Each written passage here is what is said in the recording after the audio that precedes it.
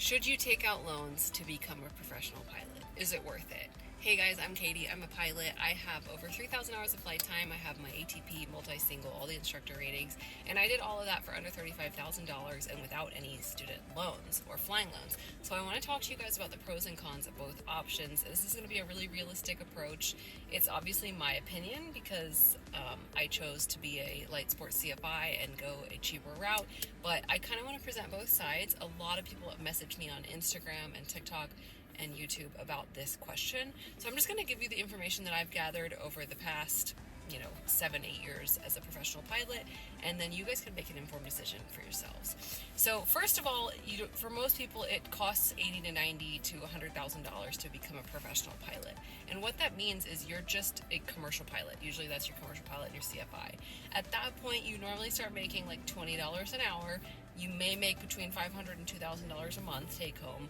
So not a lot, right? Like, people are still really struggling. It's a very hard point in the career still, and you're kind of still like a student, if you will. Like, kind of like if you're in grad school, like you may make a little bit of money, off of your scholarships, but you're still broke, right? You're not making enough money to support yourself. So that's the first thing people need to understand is the first couple of years in this career, you really don't make a whole lot. I know that everybody talks about like how much airline captains make and it's this crazy bucket of money, but that's 30 years down the road, right? So aviation is a hard industry. There's a lot of ups and downs, and that's just something you should be aware of. Like, expect to be laid off at least once in your career. Expect for there to be a major downturn where nobody can get a job or you can't get the same level of job that you had. That's just how aviation is. It's something we just kind of have to accept as pilots and plan it accordingly financially. So if you are going to take out a loan, I just want you to understand that first. You will not be making much money for the first couple years as a pilot. Most CFIs are broke. They're making like $20,000 a year. That's going to be through 1,500 hours. Then regional airline pilots start making around $90,000 a year. So you start making good money at that point, but that's 1,500 hours in.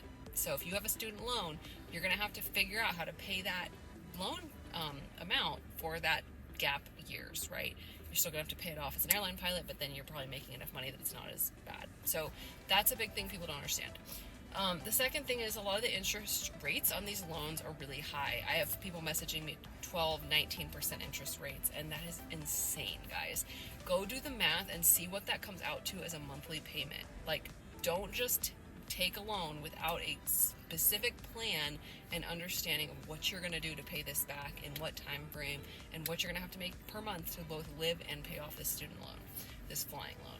The other thing I want people to understand is sometimes when you're a low-time pilot, even as a CFI, you can't find a job right away. Like, I know right now this is something that's going on in aviation, is people are going to these big-name kind of pilot mill flight schools, or let's just call it XYZ flight school, and they are now saying that they cannot get a job, even though that flight school claimed that they would place them as a CFI, and that was one of their big selling points, which I personally think is a scam, right?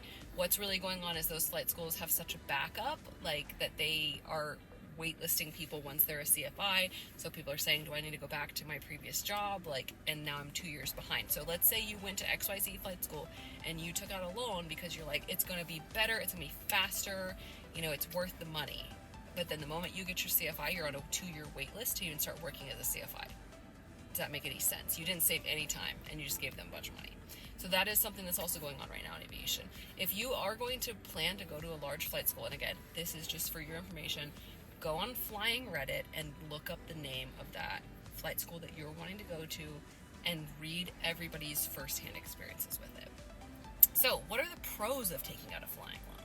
Not necessarily for, pilot mill flight schools. Maybe you just have like a university program that's really good. Maybe you just do not have the cash. Like, everybody's situation is different, and this is not me throwing shade on any different side, right?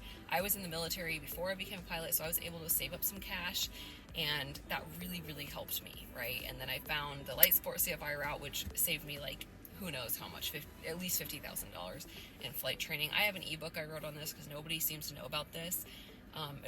It's in the link in my bio if you want that, if it's helpful to you. I really hope it is. I hope it saves you some money. But the pros of taking out loans. Like I said, you may not have the money, right? Everybody's financial situation is different. Most of us in America do not have $90,000 sitting around to just dump on something. and live on top of that. So that may be your only option.